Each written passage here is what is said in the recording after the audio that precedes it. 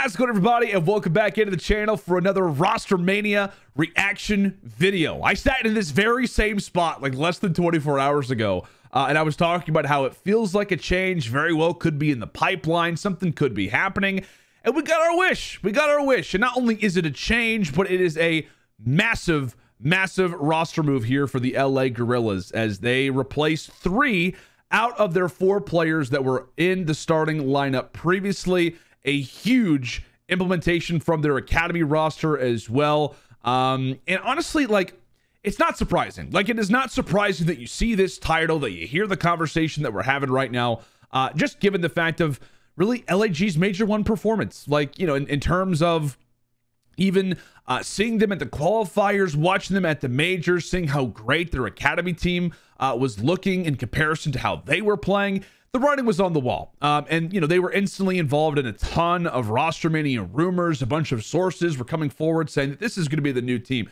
this is going to be the new roster, here are the players. It was just a matter of how many academy players were going to be added to the starting lineup, and it is basically as many as you possibly could get.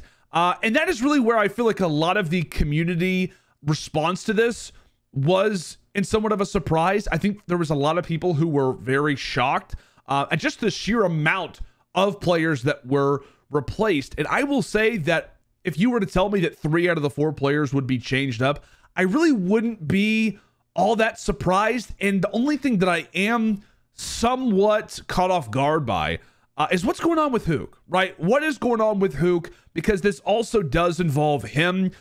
There's no surprise, right? He has been really the player that everybody's been talking about for the past few days about, you know, could he be somebody who ends up getting added to OpTic Texas? There were some people who instantly went out there after the change was announced, after LAG first went out and basically said that, you know, they are parting ways with Huke.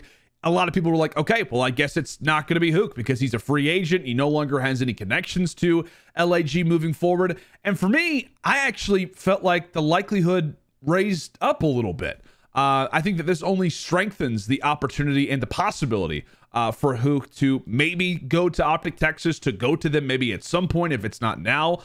Because why, if you're LAG, would you release him, right? Why in the world, if you are the Guerrillas, would you release a player like this? I know some people could say, well, you know, the reason why they released him is because OpTic Texas showed no interest. Typically, it doesn't always go that way. Like, historically, throughout different Rostermania periods, it is common at times for franchises to release a player if they really don't have an interest in that said player. If, you know, it just makes the whole process a little easier for them to move forward, go to a different team. It kind of makes sense. And if I were a guessing man, which again, this is absolute, you know, just speculation, predictions. If I had to guess, I think this is probably Huke maybe not wanting to play with the academy players as well, being like, yeah, we'd kind of rather play with each other as well. LAG, maybe in this situation, let's go with Huke to strengthen his chance of getting an opportunity elsewhere, and maybe giving him the chance of going to a team like OpTic Texas. So if I were to guess, I don't think that it hurts the likelihood of him going to OpTic. If anything, I think it strengthens it. I think that they just had 2 totally different plans very early on. There was a rumor that was talking about how when Arstes was supposed to be going to OpTic Texas, that it was supposed to be Huke and the 3 other challenger players that were coming in, like Diamond Con, Assault, and JoeDecieves. So I think that he was at one point in their plans. I think that they just went elsewhere. Has Huke received a bit of attention? I think for sure. And so with that in mind, I think that they just let him go to strengthen his opportunities to go maybe to OpTic or to another team. But again, there was a lot of people who were caught off guard by this roster move, right? There was a lot of people who were a little surprised about the dramatic reset that LAG ends up going through. And again, I just continue to say it. I feel like the writing was on the wall. Like, if you were to look at LAG's performance so far, right, with their current team, they played 7 series. They go 3-4. Not a horrible record on paper, right? If you don't actually look at the details, 3-4. Why are we making a move? This is by no means, you know, the worst performance. The record isn't bad.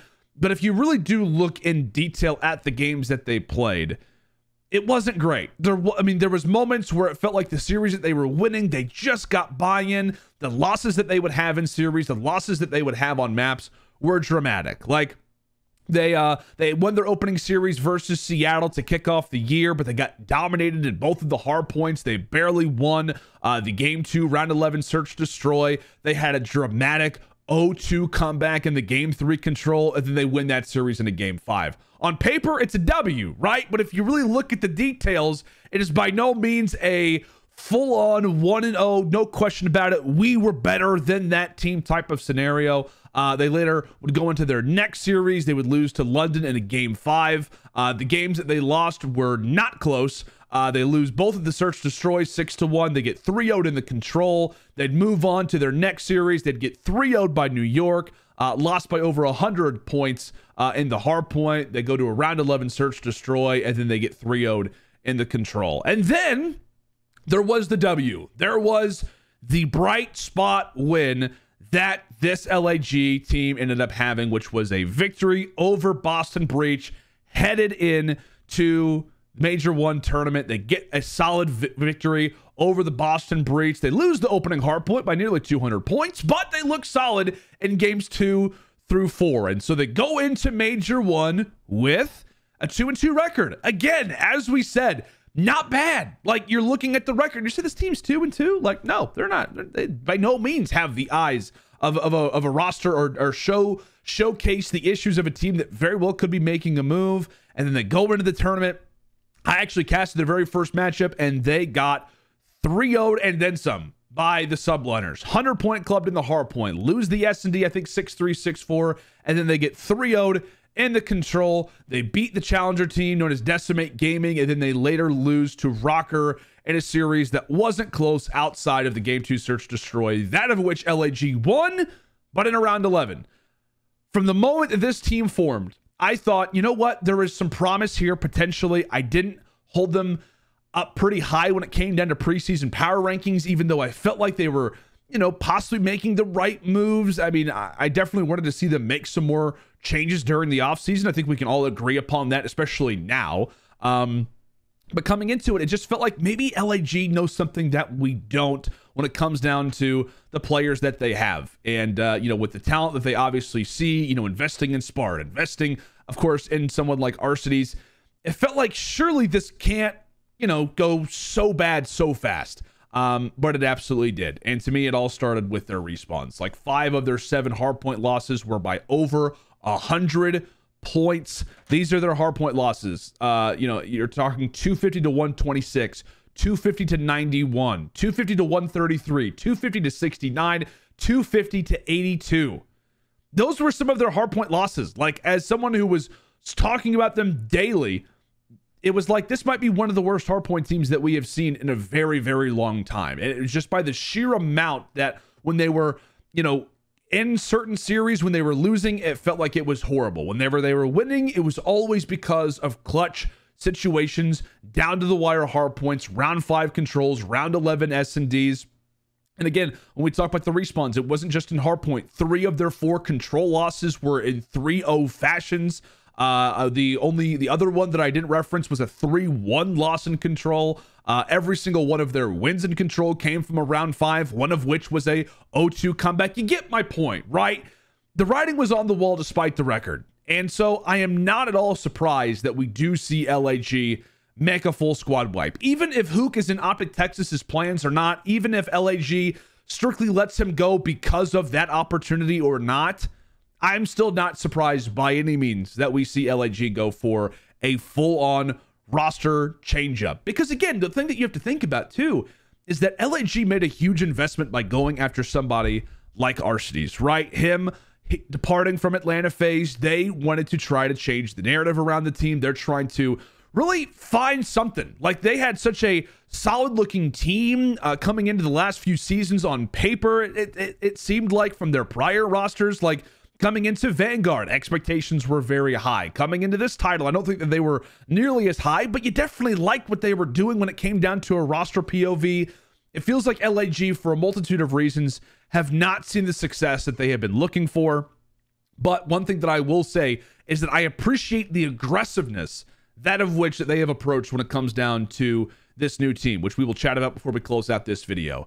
And if you are the LA Guerrillas too, if you are looking at the roster change and you're thinking, okay, the new team, who is it? okay, they're going to challengers. Not only are they going to challengers, but they are grabbing, which is their team, the undisputed best challenger team right now in the game. There is no disputing that, right? They won the NA Breaking Point Next tournament. They won the very first Challenger Cup.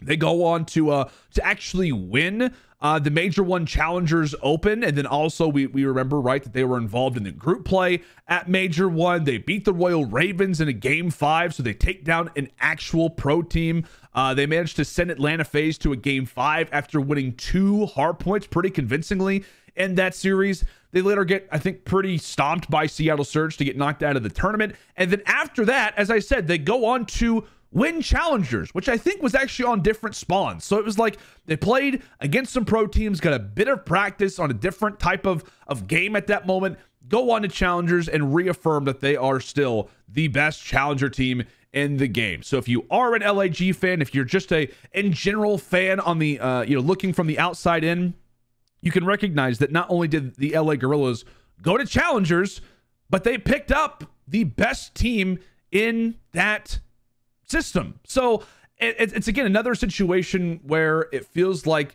LAG are making the right moves, but this time, can it pay off? And I feel like this is honestly the best chance that they really have. I really do. I think with the league being as competitive as it is, they have got a very good mix when it comes down to this new team, right? You've got young talent. You've also got veterans. You've got both players who've won a world championship before. So you got 2 world champions on your team, along with 2 rookies, right? JoeDecieves is rookie number 1. I think at one point in Vanguard was like the #1 ranked player in that title. Very, very controversial, right? Whenever he was added to LAG at the start of MW2, a lot of people said, who is this guy? Why is he getting a substitute position when he has 0, and I mean 0, challenger experience? He literally just turned 18, couldn't even play in challengers the year prior. I know he had some experience, I think, with some of the Atlanta FaZe guys, but like no one really knew who this guy was. The only thing that they knew was that he was very high up when it came down to the ranked leaderboards. And so there was a lot of pros, a lot of challenger guys who were very frustrated about this. Like, why does he get the opportunity? And obviously right now he has shown the case that maybe he was the right player for them to pick up. I mean, again, the record speaks for itself so far in challengers. He's nearly been flawless. I mean, nearly been flawless so far, and already days, months, weeks after making his full-on player debut, he is already being added to the starting lineup. So that is a major props to LAG for eyeing him up the way that they did. Another rookie for this team. I mean, technically he will be labeled as a rookie, but he has technically been involved in the CDL. He has just been on the outside. He has been on multiple benches. Academy teams since the start of the CDL is Exceed. He was on Rocker's bench back in MW 2019.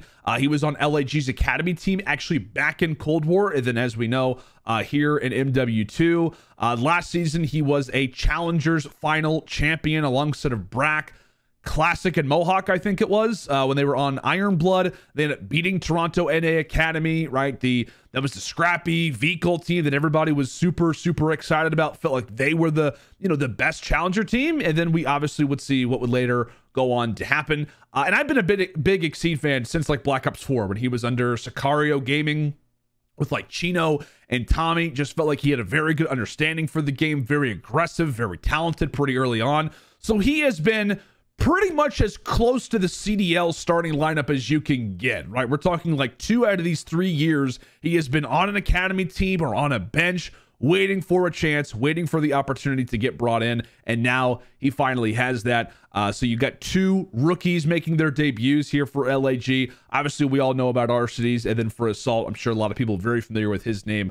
2018 world champion, the MVP of that COD Champs as well, makes his return back to the LA Guerrillas as he was on the team back in Cold War. So LAG, to me, the overall focus, if you take anything from this video, right, the one thing that I would say is, at least in my opinion, the all-out focus for this new roster moving forward is about the SMGs, right? You have absolutely everything that you need when it comes down to their surroundings, right? You have a great coaching staff. Marky B, we know what he was able to do, what he was able to build culture-wise at the Toronto Ultra franchise, what he was able to do with that team.